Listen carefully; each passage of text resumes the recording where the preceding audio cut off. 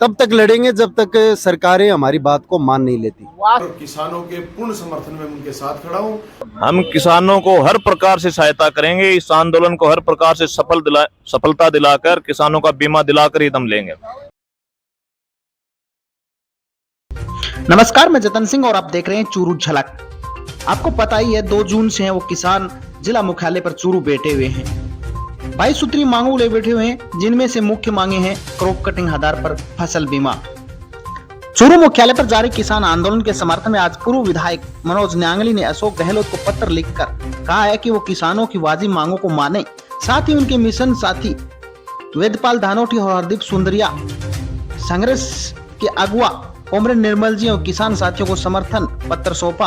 अन्नदाता के इस संघर्ष में मनोज न्यांगली ने कहा कि मैं और मेरा पूरा मिशन तन बन के साथ किसानों के साथ खड़ा है, वाजिब मांगों के साथ हैं हम। देखिए, मेरे सादुलपुर विधानसभा क्षेत्र पूर्व चूरू जिले की राजस्थान की अगर बात करूं, अभी चूरू जिले में मेरा किसान संघर्षरत है। पिछले लंबे अरसे से आंदोलन कर रहे हैं, धरना प्रदर्शन कर रहे हैं, लेकिन सरकार का कोई नुमाइंदा उनकी बात सुनने के लिए तैयार नहीं है। और मैंने आज सरकार के सामने मेरी बात रखी है, पत्र लिखा है कि किसान जितने आंदोलन कर रहे हैं इनकी बात को सार्थक रूप से सुना जाए और सार्थक इनका निर्णय निकलकर किसानों के तुरंत प्रभाव से क्रॉप कटिंग के आधार पर बीमा दिया जाए। वर्तमान में जो आपत्ति बीमा कंपनियों ने लगाई उस आपत्ति को निरस्त किया जाए और वो बीमा भी किसान को तुरंत प्रभाव से दिया जाए। सरकार किसानों की अनदेखी ना करे, किसान कहीं उग्र आंदोलन करने में मजबूर हो, ऐसा सरकार न करे और किसानों के पूर्ण समर्थन में उनके साथ खड़ा हूं। और माननीय मुख्यमंत्री और प्रधानमंत्री दोनों को चिट्ठी लिखूंगा कि किसान की मांग का तुरंत प्रभाव से निस्तारण किया। पूर्व विधायक मनोज न्यांगली के मिशन साथी हरदीप सुंदरिया वेदपाल धानोटी धरना स्थल पर किसानों के लिए खाने की व्यवस्था के साथ नजर आए और इस समय हरदीप सुंदरिया ने हमारे साथ बातचीत करते हुए क्या कहा है, सुनिए।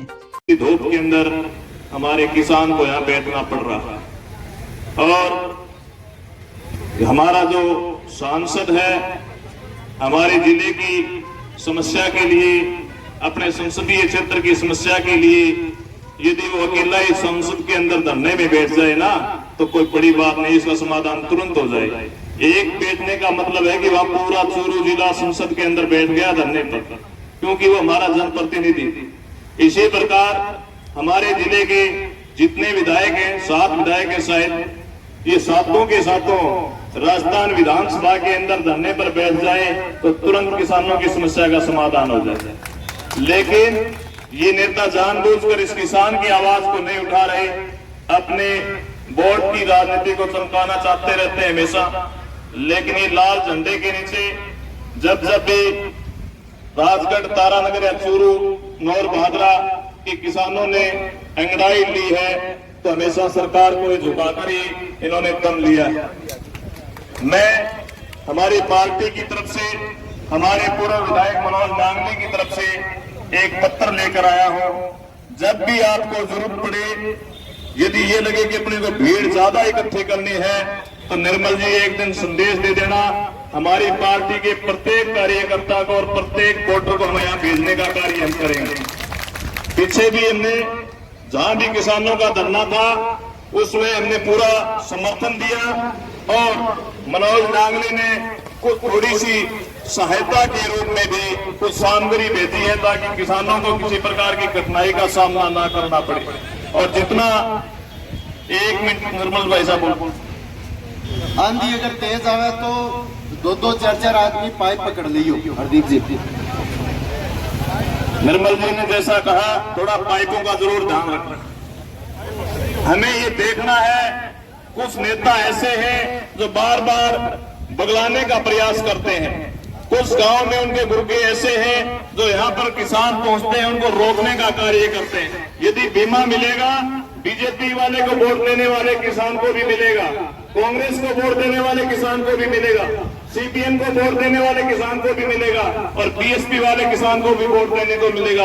ये जो अधिकारों की लड़ाई है, अपने अधिकार के लिए आपको संघर्ष करना है और उनको समझाने का प्रयास करिए कि वोट की राजनीति अलग है और वोट की राजनीति भी करनी पड़ेगी, क्योंकि जो व्यक्ति किसान के हित के लिए आवाज उठाएगा, हम किसानों को उस ऐसे नेताओं का भी साथ देना पड़ेगा ताकि ये समस्या का जड़ से समाधान हो जाए। क्योंकि आपने देखा होगा, तब तक लड़ेंगे जब तक सरकारें हमारी बात को मान नहीं लेती। वास्तविक विशुद्धियां जो है बीमा क्लेम के अंदर वो क्या है? नहीं, कुछ नहीं था। खराबा व्यापक स्तर पे था। किसान की फसल खेत में पक चुकी थी, फसल पकी हुई खड़ी थी, किसान लावणी के लगा हुआ था, फसल पाड़ करके खेत में रखी हुई थी। इस दरमियान 22 सितंबर से लेकर 28 सितंबर तक 6 दिन लगातार बरसात हुई, नमी रही, उससे फसल गलकर नष्ट हुई है। उसका जो मेजरमेंट हुआ वो क्रॉप कटिंग रिपोर्ट में हुआ। क्रॉप कटिंग और व्यापक बरसात थी तो लंबे चौड़े इलाके में नुकसान हुआ। उस क्रॉप कटिंग रिपोर्ट जब टेबल पे आई तब बीमा कंपनी ने टेबल पे मतलब 22 सितंबर को क्रॉप कटिंग एक्सपेरिमेंट होता है, उसकी शिकायत करते हैं 22 नवंबर को। जो फसल 22 सितंबर से 28 सितंबर, मतलब आप अक्टूबर में कहाँ थे? अगर क्रॉप कटिंग प्रॉपर तरीके से गलत हुई है तो जिस समय एक्सपेरिमेंट हो रहा था उसके 24 घंटे के अंदर आपको कंप्लेन करनी थी। तो कुल मिला के राज्य सरकार, बीमा कंपनी, भारत सरकार तीनों ने मिलकर के किसान के साथ ये छलावा किया है जो किसी भी सूरत में बर्दाश्त नहीं करेंगे। सरकार के प्रतिनिधि के तौर पे या फिर कलेक्टर से आपकी वार्ता हुई होगी तो उन्होंने क्या आपको आश्वासन दिया? देखिए, जो समस्या है, जो बेईमानी है वो दिल्ली और जयपुर में है, उनको ठीक कर लेंगे। धन्यवाद।